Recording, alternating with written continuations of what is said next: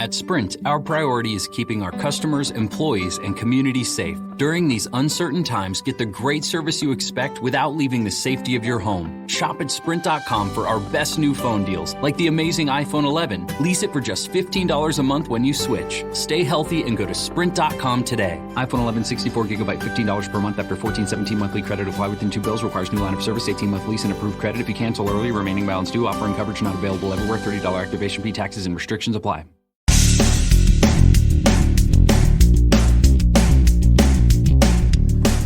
Episode 1768 of the #1 podcast in Apple Podcasts for Job Search. No BS Job Search Advice Radio. I'm your host, Jeff Altman, the Big Game Hunter, and welcome to another Friday. We've made it through the work week, and I'm just going to simply say this is a fun show because recruiters are still working, right? You're getting calls from recruiters who are asking to talk to you about jobs, right? And some of them are going to ask you, let me ask you a question. Where have you been on interviews? And this is the way to respond to them. Hope you find it helpful and give it a great review wherever you listen to the show. And now, let's get going, okay? Someone messaged me in dismay, asking or commenting that a recruiter had asked her where she'd been on interviews so far. And she was uncomfortable answering the question. What should she have done? Now, I've got two ways of addressing this. And one is your guard being up when an agency recruiter is calling you is a good thing. Now, I'll simply say part of the reason is some of them are actually being forthright. They want to know if you've met with their client, and they are reluctant to share who their client is for fear that you're going to take that information and go directly to their client and apply for a job. I understand that. I got screwed multiple times until I got it through my thick head that not every person I was talking with was considerate of me or honest with my services. So I stopped being willing to tell people who my client was. Conversely, for you as the job hunter, you certainly don't want to waste time talking to a recruiter who's already, when you've already been presented to their client. So there's kind of a bind here. And after I address how to answer the question, I'll add to the binds. Actually, let me just add to the bind some more right now. And that is, not every recruiter is honest. And like I gave the example of some job hunters would take my information and apply directly. Well, there's some recruiters who will take that information and try and get the job to work on and try and fill so that they can earn a commission. Hence the bind. What do you do? How do you address this kind of situation? The answer is, no disrespect intended, but I don't know you from a hole in the wall. And I'm uncomfortable telling you who my client is. Well, I can't present you. Well, give me an idea of what industry they're in and what town they're in. They're in banking in New York. Now, obviously in New York, there's a lot of banks in New York. So I'm trying to give you a way that you can kind of break this down. Now, understand, if you're a junior individual, you're more likely to be in a commoditized job. By that, I mean a job where a firm has lots of people who do what you do. On the other hand, if you're more senior, you'll start to recognize the job description, and you might just simply say, is this a position with so-and-so? If so, someone has already spoken with me about this role. And they'll respect you for handling it in that way, because they can then turn around and say, it's not that job, or yes, I have that job, but I have one very similar to it. Notice how to play this. Once you know the industry and the city, you can then say, if you're a senior, is it the position with such and such where they're looking for a manager of whatever? Now, if this is a large firm, it's hard for an agency to get on the vendor list, to be able to get paid if they steal the lead. If it's a smaller firm, it's different. They might be able to do it. But I digress for a second. Let me go back to the less experienced person who's in the role for which the organization has lots of people, whether that's a developer job, an accounting job, an admin job, whatever it is. There's just lots of them in the organization. And we've now gone bank in New York. Okay. Could you give me the first letter of the bank's name? They say B, just for the sake of argument. Could you give me a couple of choices of banks beginning in B, and I'll tell you which ones I've spoken with or know I've been presented to. Now, what you're trying to do is narrow the scope from them when they're offering up choices. And the idea becomes they have to ultimately open up and then get to match you.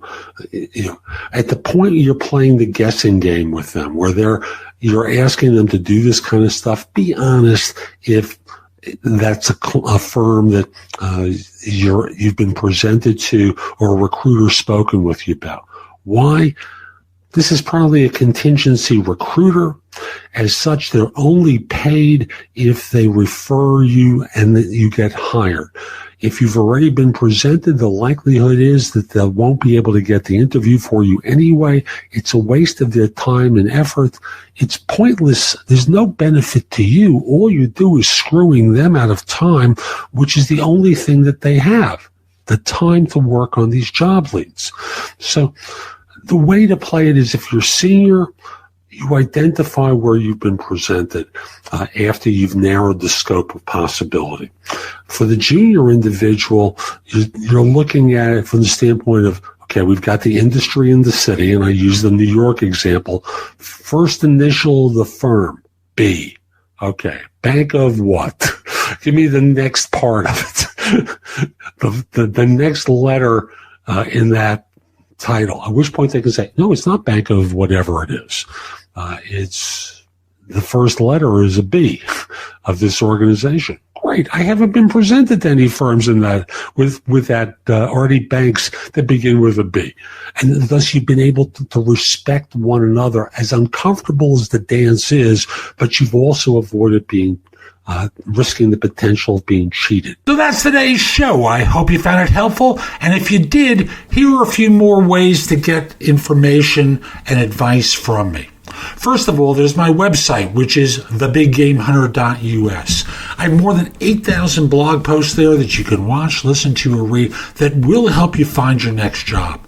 In addition, if you're interested in my coaching you, at the site there's a button there that says schedule. Schedule time for a free discovery call, schedule yourself in for coaching, interview preparation coaching, salary negotiation advice, coaching related to hiring more effectively, managing and leading, helping you to be a better executive in your organization, and overall being a better employee of your firm. If you have questions for me, you can ask them at Wizio.com/The Big Game Hunter.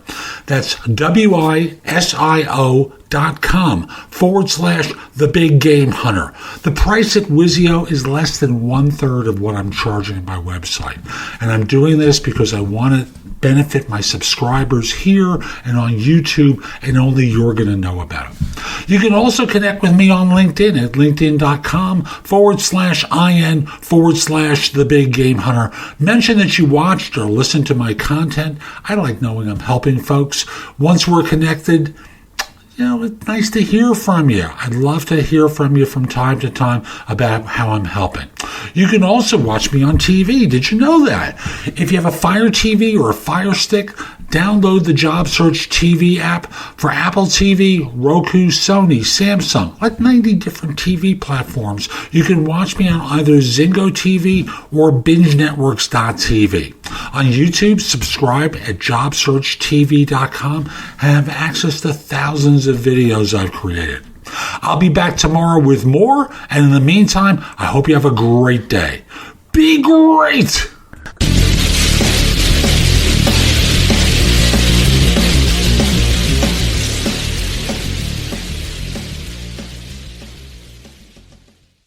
At Sprint, our priority is keeping our customers, employees, and communities safe. During these uncertain times, get the great service you expect without leaving the safety of your home. Shop at Sprint.com for our best new phone deals, like the amazing iPhone 11. Lease it for just $15 a month when you switch. Stay healthy and go to Sprint.com today. iPhone 11 64 gigabyte, $15 per month after 14/17 monthly credit. Apply within 2 bills. Requires new line of service, 18-month lease and approved credit. If you cancel early, remaining balance due. Offering coverage not available everywhere. $30 activation fee, taxes and restrictions apply. Wow, how things can change from one week to the next. Hey, hope everybody out there is staying healthy. I know everything is super crazy. We feel disoriented by the COVID-19 virus. It's more important than ever to stay connected and check in with your loved ones. That's why I'm so happy I've got T-Mobile. Listen, T-Mobile isn't just talking the talk. They're taking measures right now to make life easier for everyone by doing the right thing for their customers during this really critical time. For example, T-Mobile has ensured all current customers with data plans have access to unlimited smartphone data on their network for 2 months. We're all in this together. T-Mobile truly believes that. And while many T-Mobile stores are temporarily closed to help keep customers and employees healthy, they've still got you covered with any help you need. Just check out T-Mobile.com. You can see what stores are still open and how you can manage your account online. Stay safe out there. During congestion, customers using more than 50 gigs a month may notice reduced speeds prioritization, video typically at 480p, capable device required.